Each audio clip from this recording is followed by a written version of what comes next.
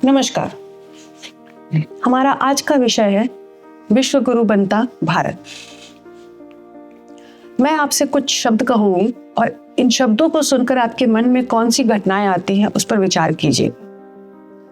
पहला शब्द है आनंद, दूसरा शब्द है मंगल, तीसरा शब्द है हर्ष, चौथा शब्द है विलास, पांचवा शब्द है मजा, छठा शब्द है परमानंद।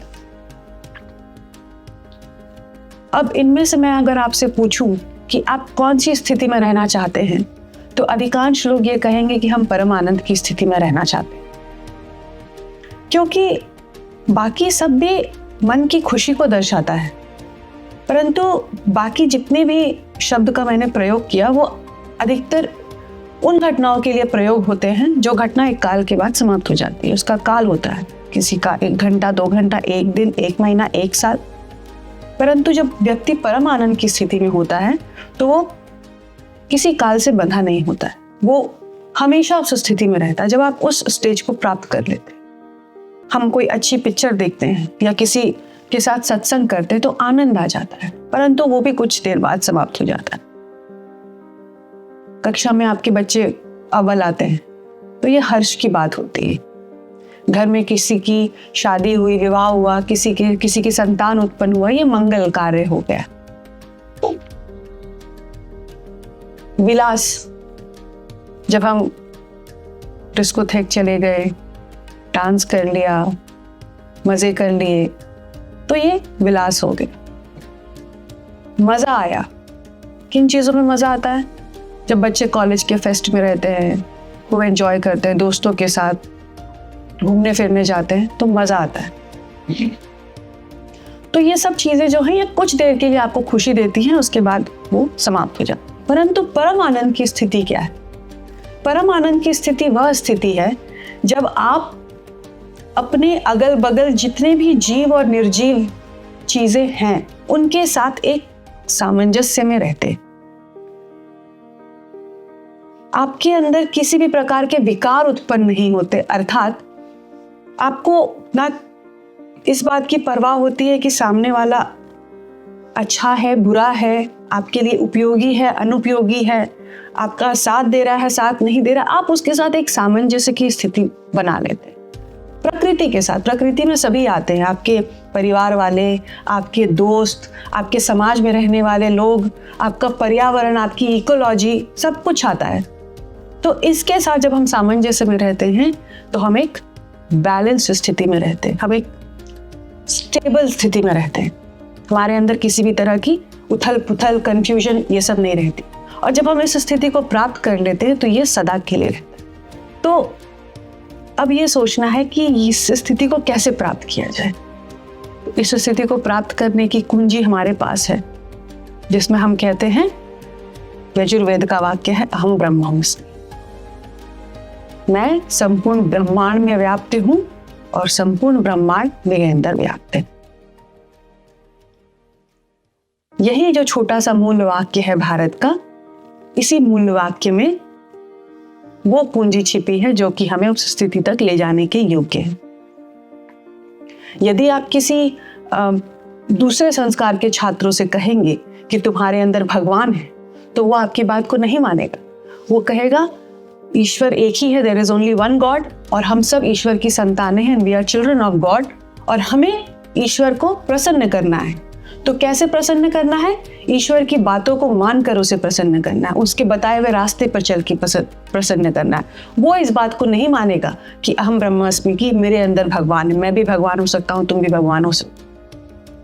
हम में से बहुत लोगों को इस बात का ज्ञान नहीं होगा कि हम इस अवधारणा पे चलते हैं कि हम लोगों में, अपने आप में, स्वयं में उसी परमात्मा को देखते हैं। परंतु ये हमारे संस्कार का हिस्सा है। वर्षों से, युगों से जो हमारे पूर्वज ये संस्कार प्रतिपादित कर आए हैं अपने अगले पीढ़ी में, उसके कारण हमारे मन मस्तिष्क में ये बैठ गया है कि ना चाहते हुए भी ये हमारे व्यवहार का हिस्सा बन गया है। गीता हम में से बहुत लोगों ने नहीं पढ़ी होगी, पर गीता को हम जीते हैं, क्योंकि वर्षों से उसी आचरण को हम करते आए हैं। हमें पता है कि धर्म की रक्षा होनी चाहिए, हमें पता है कि धर्म का आधिपत्य होना चाहिए, किसी व्यक्ति का आधिपत्य नहीं होना चाहिए। बल के बूते पर किसी को हम श्रेष्ठ नहीं ठहरा सकते, हम धर्म के आधार पर किसी को भी श्रेष्ठ मान सकते हैं। अब धर्म क्या है ये एक अलग विषय है, इसके ऊपर मैं आपको उदाहरण देकर आगे समझाऊंगी, तो इससे आपको पता चलेगा कि धर्म का अर्थ क्या है। ये किसी पूजा पद्धति से जोड़कर इसको नहीं देखा जा सकता। तो जब हम ये मानते हैं कि प्रत्येक प्राणी मात्र में ईश्वर का वास है, इसी कारण हमने इस मंत्र की रचना की, सर्वे भवन्तु सुखिनः, सर्वे सन्तु निरामया, सर्वे भद्राणि पश्यन्तु मा कश्चित् दुर्भाग्यः। सर्वे मतलब सर्वे। आप भगवान को मानते हो, आप राम के पुजारी हो, आप कृष्ण के पुजारी हो, आप किसी और मत को मानते हो, किसी और संप्रदाय को मानते हो, किसी और किताब को मानते हो, आपका भी कल्याण हो। और सिर्फ मनुष्य का ही नहीं, कीट, पतंग, जानवर, जल में रहने वाले सारे प्राणी, चर अचर, पहाड़, नदी, पौधे, सारी वनस्पति, सारे ग्रह, सारी गैलेक्सी, सारे आकाशगंगा, इन सबका कल्याण। हमने अपने विचार प्रणाली से इन किसी को भी अलग नहीं किया, सब हमारे विचार का हिस्सा है, सब हमारे चिंतन का हिस्सा है। हम चाहते हैं कि सभी का भला हो, इसीलिए हम दूसरों की सेवा में भगवान की सेवा समझते हैं। कहते हैं ना, नर सेवा ही नारायण सेवा है। और जो भारत के अंदर जो परोपकार करने की जो प्रवृत्ति है, इसीलिए उस कहा गया है कि दान जो होता है वो गुप्त दान होना चाहिए। गुप्त दान की प्रथा है हमारे यहाँ। ये नहीं कि आपने किसी को दान दिया, उसकी फोटो खिंचवाई और सोशल मीडिया पे डाल दिया। तो इससे क्या हुआ, जो दान देने का जो कार्य है वो हमारे यहाँ है कि दूसरे की हम कुछ कष्ट को कम कर पाए। हमारे पास जो अधिक है वो हम उसको दे दें जिसके पास उसकी अल्पता है।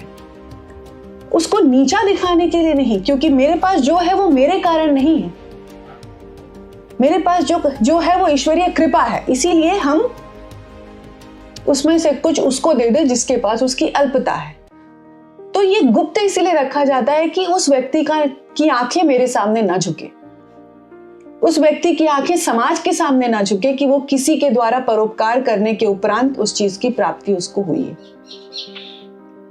लेकिन जब आप उसी दान को सोशल मीडिया पे फोटो खिंचवा कर डाल देते हैं, इसका अर्थ ये है कि आपकी जो मंशा थी परोपकार करने की तथाकथित, तो वो मंशा यह नहीं थी कि आप उसकी मदद करें, आपकी मंशा यह थी कि आप स्वयं का प्रचार करें। तो इस कार्य को करके आपने अपनी मंशा की पूर्ति की, स्वयं का प्रचार किया, और यह एक आपकी इच्छा की पूर्ति हुई। तो जो दान गुप्त है वही दान है। जो दान बताकर किया गया, प्रचार करके किया गया, वो दान नहीं है, वो व्यापार है। You give something, you get something. आप किसी को कुछ दीजिए और उसके बदले में आपका व्यक्तिगत प्रचार। तो हमारे यहाँ ऐसे दान की प्रवृत्ति या व्यवस्था नहीं है। हमारे यहाँ जब अपना व्यवसाय शुरू करते हैं तो अपनी बुक में जो पार्टनर्स की घोषणा करते हैं, उसमें एक पार्टनर भगवान को रखते हैं और उनके नाम से उतना पैसा निकालते हैं प्रत्येक वर्ष या प्रत्येक माह, जो भी उनका अकाउंटिंग पीरियड है, और उस पैसे को धर्म के कार्य में लगाते हैं। ये बात किसी को नहीं पता, भगवान को भी नहीं पता होगी कि भारत के अंदर कितने व्यवसाय में वो खुद पार्टनर है। तो इस तरह से लोग हमारे यहाँ दान करते हैं, इस तरह की दान की प्रवृत्ति। और पश्चिम आकर हमें बताता है, Melinda and Bill Gates foundation में भारतीयों की तरफ से बहुत कम पैसे आते हैं। बिल गेट्स हमें बताते हैं हमारे यहाँ प्रत्येक दिन रोटी का दान होता है, गाय का, कुत्ते का। हमारे यहाँ गांव से लोग आकर के शहरों में रहते हैं, कभी किसी को परीक्षा देना है, कभी किसी को 12वीं पढ़ना है, कभी किसी को कोचिंग करना है, कभी किसी की नौकरी लगी है तो कुछ दिनों के लिए रखते हैं। तो ये सब हम गिनते थोड़े हैं कि हम परोपकार कर रहे हैं।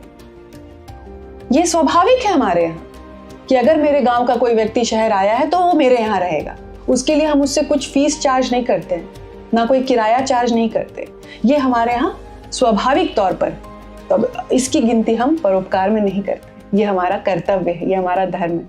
इसीलिए बिल गेट्स को लगता है कि भारत से बहुत कम पैसे फिलैंथ्रोपी के लिए दिया जाता है। फिलैंथ्रोपी शब्द इन्होंने इजाद किया है, जिसका बच्चों को खाना खिलाते हैं, उसके फोटो खींच के बड़े बड़े पोस्टर लगवाते। चूंकि हमारे विचार प्रणाली में संपूर्ण विश्व, संपूर्ण गैलेक्सी समाता है, तो इसीलिए हमें यह नहीं सोचना है कि हम किसी दूसरे ग्रह में जाकर उसका शोषण करें और वहां से जाकर अपने लिए संपदा लेकर आए। हमने ना किसी की भूमि अधिग्रहण करने की इच्छा की, ना किसी को जबरदस्ती उसका मत परिवर्तन करने की इच्छा की, ना संसाधनों की इच्छा की कि दूसरे का संसाधन हम ले लें। हमने ये सोचा कि सभी प्राणी मात्र का पूर्ण कल्याण होना चाहिए। परंतु पश्चिम क्या सोचता है? Maximum good for maximum number. वो अपने ज्ञान को इसी हद तक बढ़ा पाया कि ज्यादा से ज्यादा लोगों के लिए ज्यादा से ज्यादा अच्छा कर सके। उनमें सभी उनके विचार का हिस्सा नहीं है, तो वो ऐसे डिसीजंस लेते हैं कि हम मैक्सिमम लोगों के लिए मैक्सिमम गुड क्या कर सकते हैं। इतनी दूर तक ही वो अपनी विचार प्रणाली को लेकर जा पाए। परंतु हमारे यहाँ क्या है? संपूर्ण प्राणी मात्र के लिए पूर्ण कल्याण। तो यही बात अगर यूक्रेन को पता होती, रशिया को पता होती, यूरोप को पता होती, फिलिस्तीन को पता होती, इजराइल को पता होती, यही ज्ञान यदि उनके पास होता, तो आज जो हम तो वर्तमान देख रहे हैं। इसके पहले भी अनेक युद्ध हुए, इसके पहले भी अनेक ऐसी अमानवीय घटना विश्व में घटी, परंतु वर्तमान को भी अगर हम देखें तो अगर ये ज्ञान उनके पास होता तो क्या ये युद्ध हम देख रहे होते? छोटे छोटे बच्चों की लाशें देखते हैं हम। किस लिए? भूमि का अधिग्रहण, एक दूसरे को बर्दाश्त ना करने की प्रवृत्ति। तुम समाप्त हो तभी मेरा अस्तित्व है, यह विचार। इन सब के कारण हम आज देखते हैं कि किस प्रकार पूरे विश्व में एक तरह से जंग छिड़ी हुई है। तो ये ज्ञान ऐसा नहीं है कि ये उनको पता नहीं है, किसी बात का इंफॉर्मेशन होना, ये वो भारत के ज्ञान परंपरा पे हमसे बहुत पहले से शोध कर रहे हैं। वो एक किताब की तरह इसको पढ़ते, एक टेक्स्ट की तरह इसको पढ़ते, एक रिसर्च आइटम की तरह इसको पढ़ते। ये बातें उनके संस्कार का हिस्सा नहीं, परंतु ये बातें हमारे संस्कार का हिस्सा है। हम जीते हैं इन संस्कारों को। भारत का प्रत्येक व्यक्ति जो भारत के बाहर जाता है, वो भारत का ब्रांड एम्बेसडर बन के जाता है। वो अपने साथ भारत को लेकर जाता है, क्योंकि ये हमारे अंदर जेनेटिकली ट्रांसफर्ड है, because of years and years of way our ancestors lived. वर्षों से जो हमारे पूर्वज जिस तरह से रहते आए हैं, जिन संस्कारों का पालन करते हैं, वो हमारे जेनेटिकली हमारी थॉट प्रोसेस में आ चुका है। ऐसा नहीं है कि भारत में आक्रमणकारियों के पहले विदेश से लोग नहीं आए थे। 1400 ईस्वी तक विश्व के जीडीपी का 24% हिस्सा भारत का था। भारत विश्व में सबसे बड़ा ज्ञान का पीठ था। यहाँ पर लोग पढ़ने आते थे, यहाँ पर लोग व्यापार करने आते थे, यहाँ पर लोग धार्मिक दर्शन करने आते थे। इसके बहुत सारे लिखित अलिखित प्रमाण हैं, कई सिक्के हैं, कई शिलालेख हैं, जिससे हमें पता चलता है कि भारत में बाहर के लोग आते थे। और वे लोग कौन थे? हम मानते हैं एकम सत्यम विप्रा बहुधा वदंती, और जो लोग आते थे वो मानते थे एकम सत्यम विप्रा एकम वदंती। हम मानते हैं सत्य एक ही है और ज्ञानी लोगों से अनेक मार्ग से जानते हैं। जो हमारे यहाँ आते थे वो ये मानते थे कि सत्य एक ही है और ज्ञानी लोग उसे एक ही मार्ग से जान सकते हैं। तो क्या हमने क्या कहा उनसे? हम बहुत संख्यक थे। हम उनसे कह सकते थे कि तुम्हारे साथ व्यापार नहीं करेंगे, तुम पहले हमारी बात को मानो, तुम हमारे यहाँ कन्वर्ट हो जाओ। हम उनको मार पीट के भगा सकते थे, हम उनके ऊपर बल प्रयोग कर सकते थे, परंतु हमने ऐसा नहीं किया। हमने उनके साथ सौहार्द से रहे, उनके साथ व्यापार किया, उनको अपनी बात समझाई। जिनको समझ में आ गई बहुत अच्छा, जिनको नहीं समझ में आई कोई बात नहीं। तो जब हम उस स्थिति में थे कि हम बल प्रयोग भी करके अपनी बात मनवा सकते थे, हमने तब भी ये काम नहीं किया, क्योंकि हम बल से अपनी बात को नहीं मनवाना चाहते। हम अपने विचार की प्रामाणिकता दिखा करके अपनी बात को मनवाना भी नहीं चाहते। प्रामाणिकता जिसकी होगी लोग स्वयं उसको स्वीकार करते। जिस बात की प्रामाणिकता होती है लोग सहर्ष उसको स्वीकार करते। हमें इसकी आवश्यकता नहीं है कि हम बल प्रयोग करके अपनी बात को मनवाएं। लेकिन क्या होता है ना कि जब कोई व्यक्ति अंधकार में होता है और उस अंधकार से जब वो सूरज पे जाता है तो उसकी आंखें से चुंधिया जाती हैं, वो सूरज की ओर देख नहीं पाता, उतनी रोशनी को वो देख नहीं पाता।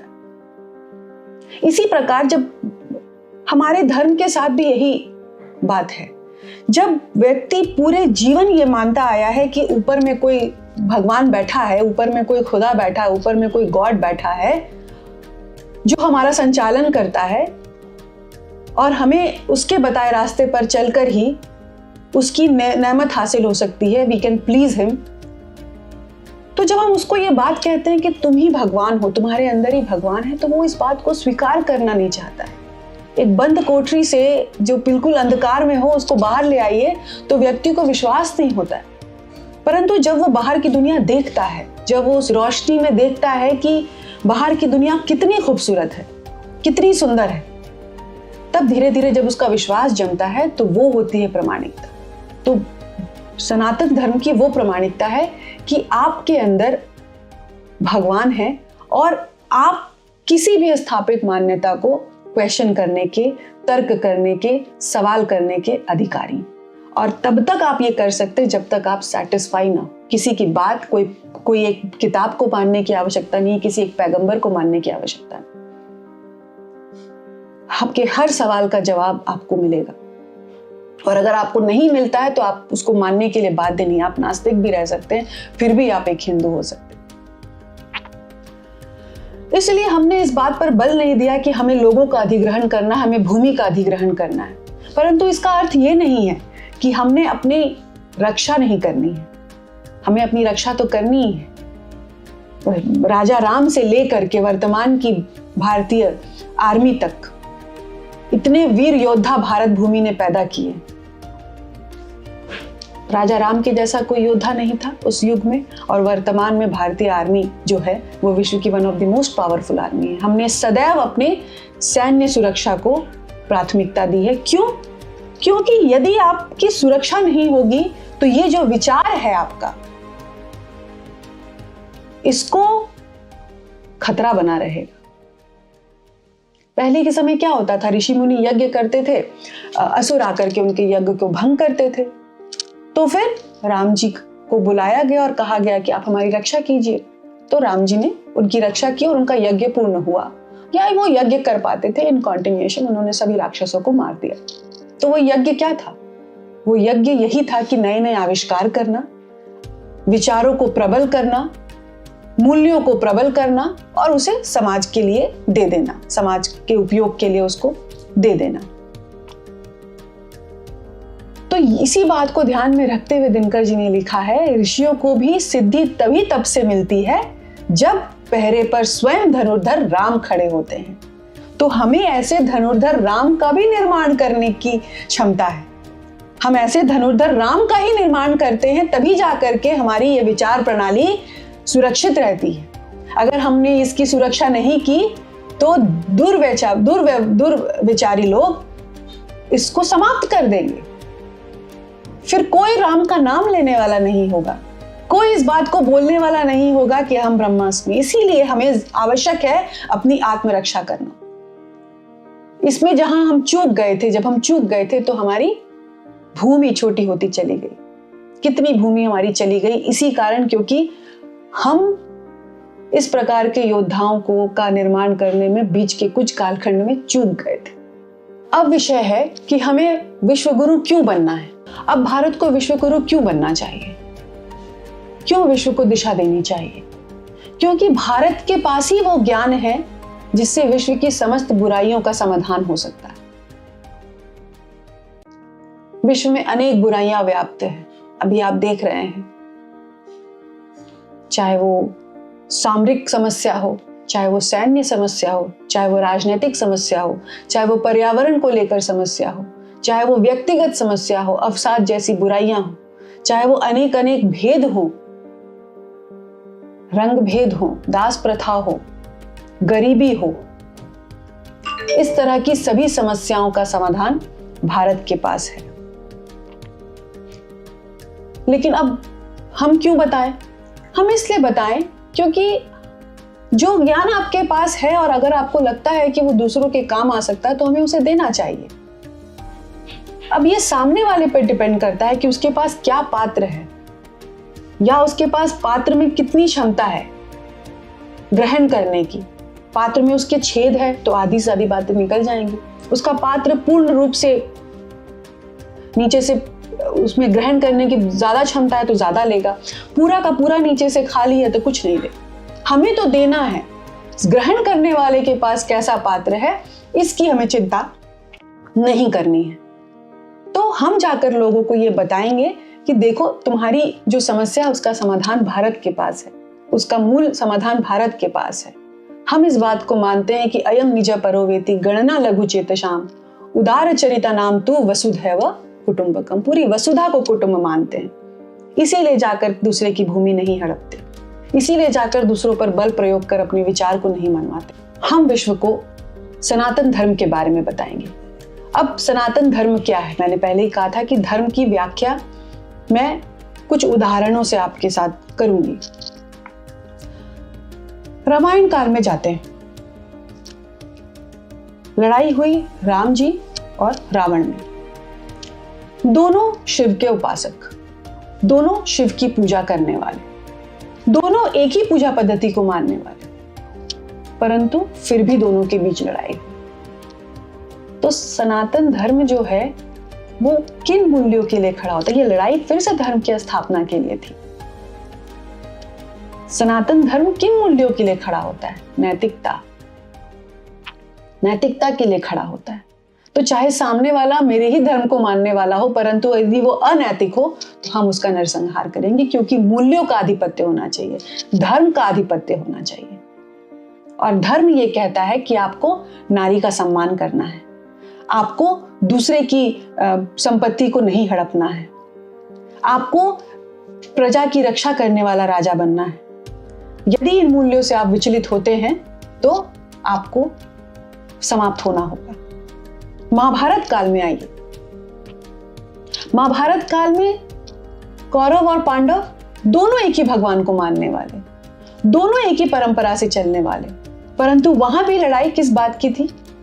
वहां भी लड़ाई इस बात की थी कि अपने किए हुए संकल्प पर नहीं खड़े होना। आपने जो वादा किया उस पर मुकर गए। आपने वादा किया कि आप अपने भाइयों को जो संपत्ति देंगे, जो उनका अधिकार था, उस अधिकार से मुकर गए। स्त्री के साथ आपने उतना अपमानित किया।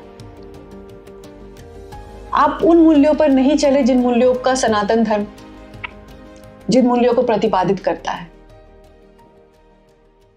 तो ये इसका बीज कहां से पड़ा था? मैं समझती हूँ अधिकांश लोग ये मानते हैं कि महाभारत का युद्ध द्रौपदी की वजह से हुआ था, या दुर्योधन की वजह से हुआ था, या धृतराष्ट्र की वजह से हुआ था।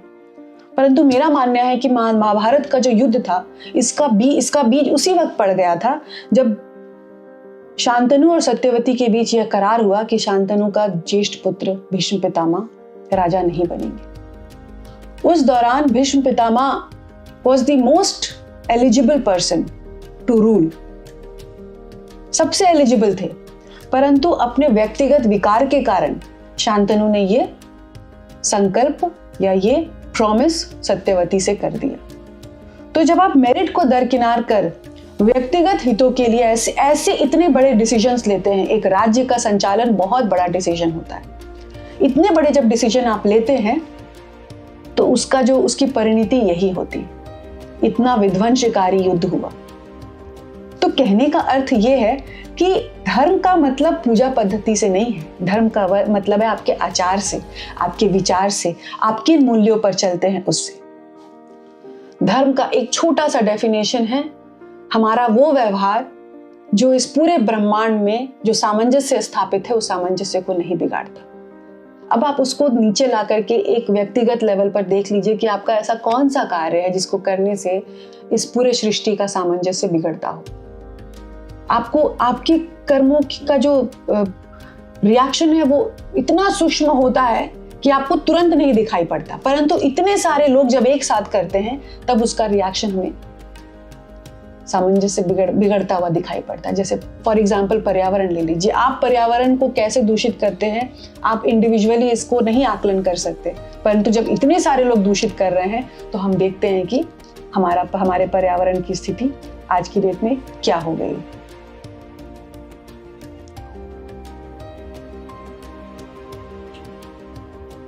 और भगवान राम ने रावण का वध किया, परंतु क्या आपको पता है कि उसी रावण द्वारा रचित शिव तांडव स्रोत बनारस की गंगा आरती में गाया जाता है। जिस रावण को हम प्रत्येक वर्ष जलाते हैं, उसी रावण द्वारा निर्मित शिव तांडव स्रोत हम गंगा आरती में सुनते हैं। तो आप देखिए, ज्ञान है, अच्छी बात है, बुरे व्यक्ति से भी हमने ले लिया, परंतु उस व्यक्ति का जीवित रहना मूल्यों के लिए, मूल्यों का जो मूल्य, जिस मूल्य पे भारत चलता है उसके लिए खतरा था, तो हमने उस व्यक्ति को समाप्त किया। ये है सनातन धर्म। ये कोई पूजा पद्धति नहीं है, ये एक जीवन जीने का एक विचार प्रणाली है, ये एक मूल्य प्रणाली। रामायण में भगवान राम या रामायण के सभी पात्र गीता को जी रहे थे, उस ज्ञान को जी रहे थे जिसके बारे में आज हम बात कर रहे हैं। महाभारत काल में भगवान ने उस ज्ञान को बोलकर बताया जिसको हम आज गीता के रूप में जानते हैं। जब भगवान राम जी कर बताए तब उनको समझ नहीं आया लोगों को। जब कृष्ण भगवान ने बोला कि अब मैं बोलकर बताता हूं, तभी भी लोगों को समझ नहीं आया। तो अब हमें क्या करना है? हमें करके बताना है। हमें उस जो ज्ञान है उसके अनुसार अपने व्यक्तित्व का निर्माण करना है। Perfect being, a perfect being with perfect character, इस चीज का निर्माण करना है हमें। और राष्ट्रीय स्वयंसेवक संघ और राष्ट्रीय विकास समिति पिछले लगभग 100 वर्षों से यही करती आ रही, चारित्रिक बल का निर्माण करती आ रही, कि हम करके बताएंगे कि इस तरह जिया जाता है, इस तरह अपने व्यक्तित्व का निर्माण किया जाता है। हम भगवान राम को आदर्श मानते हैं। क्यों आदर्श मानते हैं? क्योंकि वो एक आदर्श पुत्र थे, एक आदर्श पिता थे, एक आदर्श स्टूडेंट थे, शिक्षार्थी थे, एक आदर्श योद्धा थे, एक आदर्श भाई थे, एक आदर्श दामाद थे, और मैं तो कहूंगी एक आदर्श पति थे। इस पर बहुत विवाद है कि सीता को अग्नि परीक्षा देनी पड़ी, परंतु मेरा मानना है कि यदि पति राम जैसा हो तो कोई भी स्त्री 100 बार अग्नि परीक्षा देगी। वो व्यक्ति जो अपनी पत्नी के वियोग में उसके दुख को आत्मसात करके सालों जमीन पर सोता है, वही घास फूस खाता है जो कि उसकी पत्नी जंगल में खाती है, उसकी पीड़ा को आत्मसात करता है। वो व्यक्ति जिसको कोई और स्त्री दिखती नहीं अपनी स्त्री के अलावा, पूरा जीवन उसने उस स्त्री के पीछे होम कर दिया हो, वैसे राम के लिए कौन स्त्री अग्नि परीक्षा नहीं देगी? तो मेरा यह मानना है कि एक आदर्श पति के रूप में भी राम उतने ही श्रेष्ठ हैं जितना एक आदर्श पुत्र के रूप में है, जितना एक आदर्श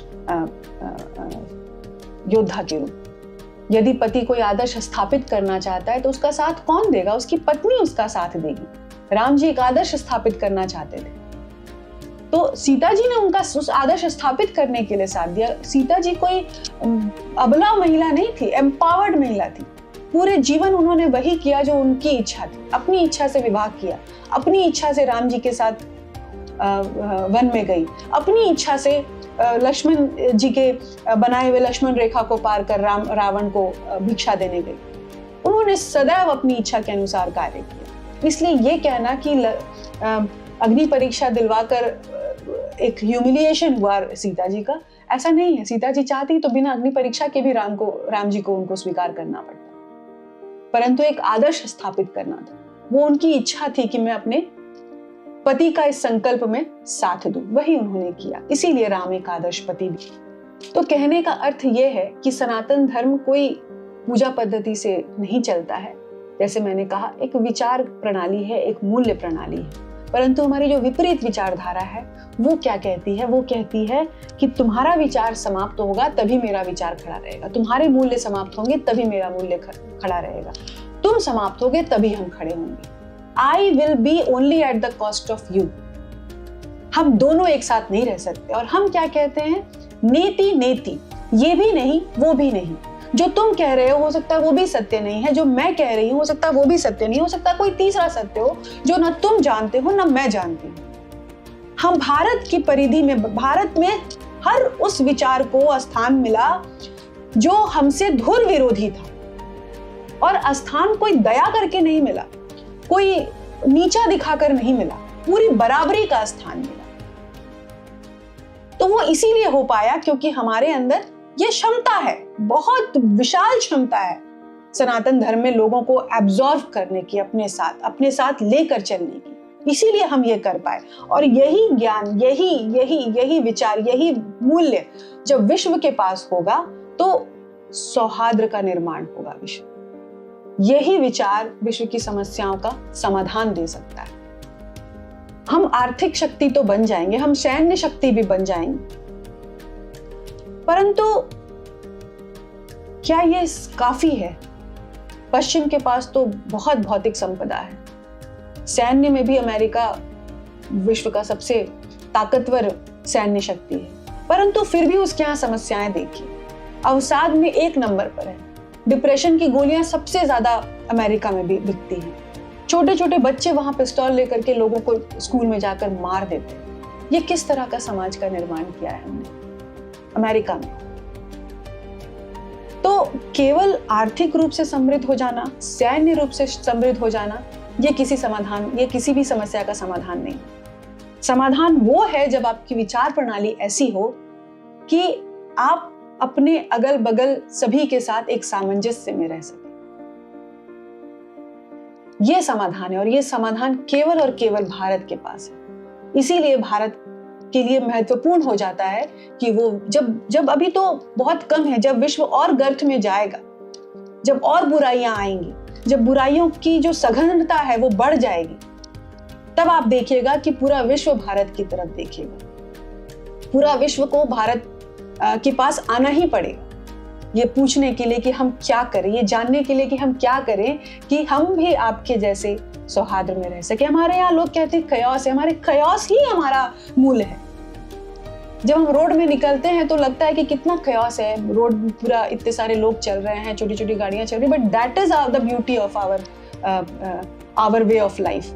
वही खूबसूरती है। जब आप बाहर निकलते हैं तो अपने घर से लेकर के दफ्तर तक जाने के रास्ते में सभी आपको पहचानते, सभी आपकी गाड़ी को पहचानते, सबसे राम राम दुआ सलाम होता रहता है।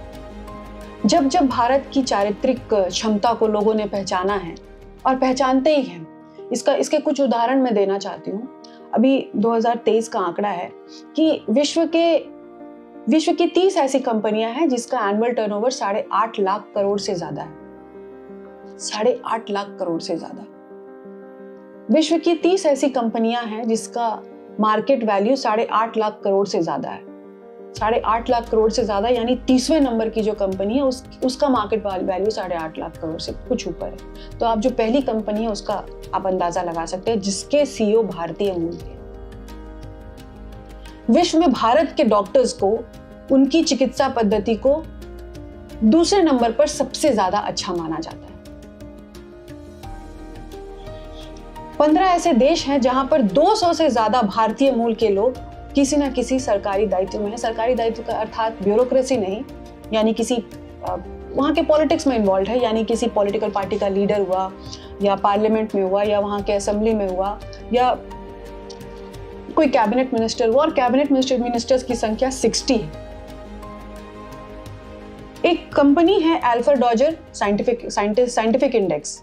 वो क्या करती है, वो विश्व के साइंटिस्टों को रैंक करती है कि कौन सा साइंटिस्ट कितना अच्छा है। इस रैंकिंग के अनुसार टॉप 2% में भारतीय मूल के 52 साइंटिस्ट हैं। यदि इस इंडेक्स को छोड़ दिया जाए तो बाकी जो तीनों बातें बताई मैंने आपको, किसी अन्य देश को यह ख्याति प्राप्त नहीं है। केवल भारत ही है जिसको यह ख्याति प्राप्त है। केवल भारत ही है जिसके पास ये कहने के लिए।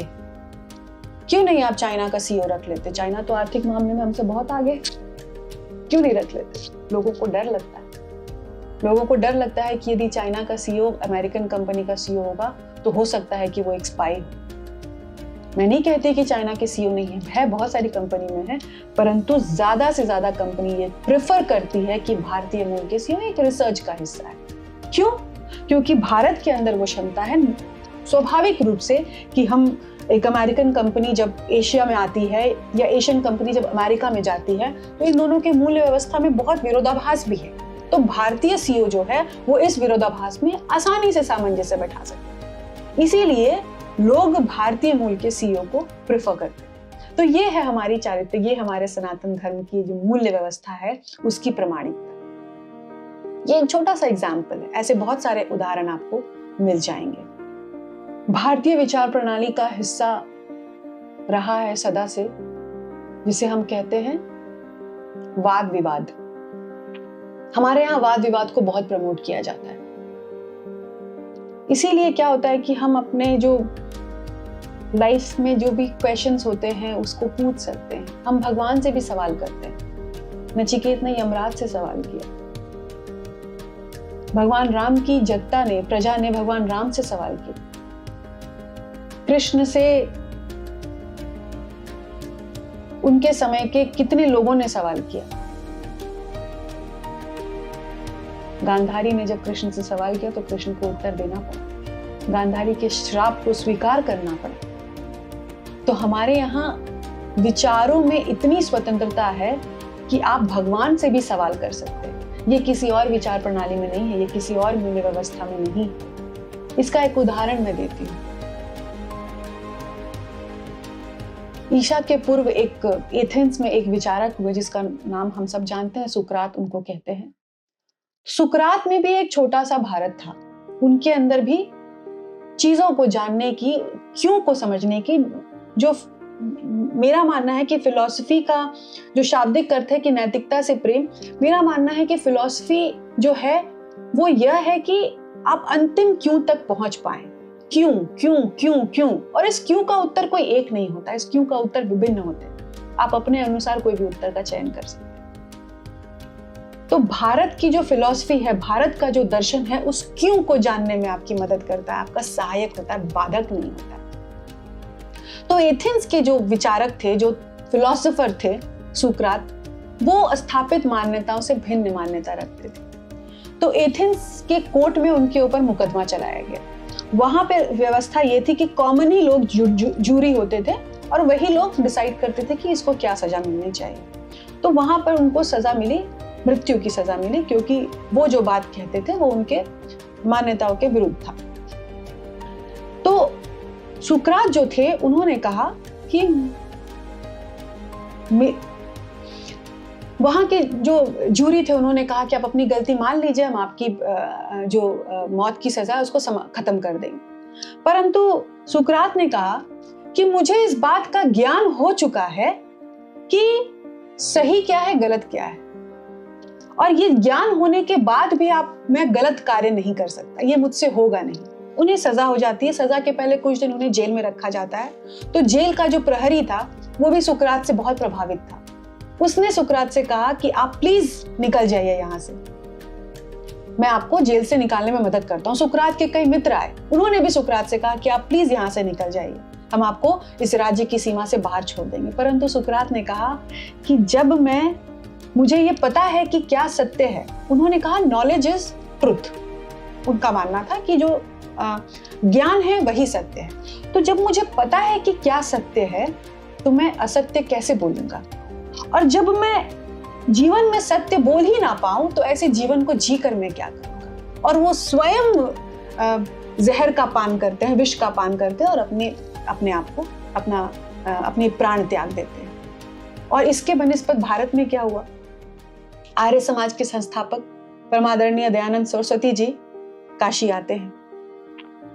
काशी वो स्थान है जहां पर लोग पत्थर को भी मूर्ति समझकर पूजते हैं। वहां पे शिव की पूजा की ये महिमा है। घर घर में मंदिर, और प्रत्येक मंदिर में शिव जी विराजमान है शिवलिंग के रूप में, या अन्य मूर्ति पूजा विशेषकर वहां पे बहुत महत्व रखती है। वहां आते हैं और काशी नरेश से कहते हैं कि मूर्ति पूजा गलत है। अब काशी नरेश परेशान, काशी नरेश थे, राजा थे, वो चाहते तो स्वामी श्रद्धानंद जी का एक बार में सर कटवा सकते थे, परंतु उन्होंने क्या किया, उन्होंने अपने यहाँ के सभी आचार्यों को बुलाया, पंडितों को बुलाया। पंडित अर्थात जो पढ़े लिखे होते हैं, जिनको ज्ञान प्राप्त, मतलब जिनको शास्त्रों का ज्ञान हो, पंडित, उनको बुलाया। उनसे कहा कि हम क्या करें, ऐसा व्यक्ति आए हैं और वो ऐसी बात कह रहे हैं जो हमारे मान्यताओं के से अलग है। तो उन्होंने कहा हम उनके साथ शास्त्रार्थ करेंगे, वाद विवाद करके हम उनको हराएंगे। उन्होंने कहा ठीक है। वाद विवाद प्रतियोगिता आयोजित हुई। इधर कई सारे पंडित बैठे, उधर अकेले स्वामी दयानंद जी।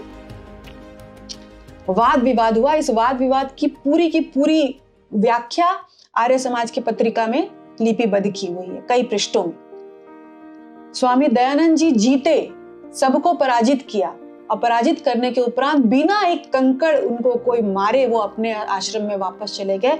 आज भी वो आश्रम काशी में स्थित है जहां पर स्वामी दयानंद जी रुके थे। तो ये है भारत का मानस, ये है भारत की मूल्य व्यवस्था, ये है सनातन धर्म की विचार प्रणाली कि यदि आप सवाल करते हो तो आपको मारा नहीं जाता है, आपको पूजा जाता है, आपकी पूजा होती। तो इस मानसिकता को हमें विश्व के पास लेके जाना है, इस विचार को हमें विश्व के पास लेकर जाना है। तो हम कैसे लेकर के जाएंगे? तो भारत विश्वगुरु कब था? मौर्य काल में हम कह सकते हैं भारत विश्वगुरु था। तो अब हमारे पास चाणक्य जैसे शिक्षक तो आएंगे नहीं। 1400 साल हो गए, हमने एक अगला शंकराचार्य का निर्माण हम नहीं कर पाए। अब चाणक्य को नहीं ला सकते, जरूरी नहीं है कि जो वर्तमान व्यवस्था में कोई एक व्यक्ति ही चाणक्य, कोई संस्था भी हो सकती है। जैसे लोकतंत्र एक संस्था है, इस लोकतंत्र के माध्यम से हम अपने राजा का चुनाव करते हैं। ये राजा वो राजा नहीं है जो अपनी मर्जी से चलता हो, ये राजा वो राजा है जो संविधान से चलता हो। तो हम ऐसे राजा का चुनाव करें जो उन ऋषि मुनियों का संरक्षण करे जो इस तरह के विचार को संरक्षण करते हैं। हमें ऐसे राजाओं को इस संस्था के माध्यम से चुनना है। हमें पुनः ऐसे विश्वविद्यालयों का निर्माण करना है जो हमारे स्वर्णिम काल में थे। तक्षशिला, नालंदा, विदिशा, काशी, अवंतिका, ऐसे विश्वविद्यालयों का निर्माण करना है। हमें अगले शंकराचार्य चाहिए। हमें अनेक विश्वविद्यालयों का निर्माण करना है, जैसे तक्षशिला, नालंदा, विक्रमशिला, वल्लभी, काशी। हमें अगले शंकराचार्य चाहिए, हमें अगले आर्यभट्ट चाहिए, अगले ऋषभदेव चाहिए, कि अगली लोपामुद्रा चाहिए, अगली गार्गी चाहिए, हमें अगले चरक चाहिए, हमें अगले गौतम बुद्ध चाहिए। 1400 वर्ष हो गए हमने अगले शंकराचार्य का निर्माण नहीं किया। हम उन्हीं की बताई हुई बातों पर चलते आ रहे हैं। तो ये तो अच्छी बात है कि हमारे पूर्वज ने जो ज्ञान, जो लीगेसी छोड़ी है, उसका हम भरपूर प्रयोग अपने वर्तमान में करें। परंतु हम उस कुंजी में क्या डाल रहे हैं? हम इतनी बड़ी पीढ़ी इस कुंजी में क्या डाल रहे हैं कि आने वाला जो पीढ़ी है वो इसका प्रयोग करे अपने जीवन में? हम क्या दे रहे हैं? इस पर विचार करने की आवश्यकता है। अगर हम ऐसे आचार्यों का निर्माण नहीं कर पाए तो हम विश्व को जाकर कैसे बोलेंगे? अगर हम ऐसे आचार्यों का निर्माण नहीं कर पाए, ऐसे राजा का निर्माण नहीं कर पाए, ऐसे शिक्षक का निर्माण नहीं कर पाए, तो हम विश्व को जाकर क्या कहेंगे, क्या दिखाएंगे और क्या दिखाकर कहेंगे कि देखो ये चरित्र का बल होता है, इस चरित्र का प्रतिपादन यदि तुम करते हो तो तुम्हारी समस्याओं का समाधान होगा। आर्थिक बल, भौतिक बल, सामरिक बल, सैन्य बल, ये सब एक बात है। चारित्रिक बल अलग बात है, और इसी चारित्रिक बल पर भारत जिया है और इसी चारित्रिक बल पर भारत आगे भी जिएगा।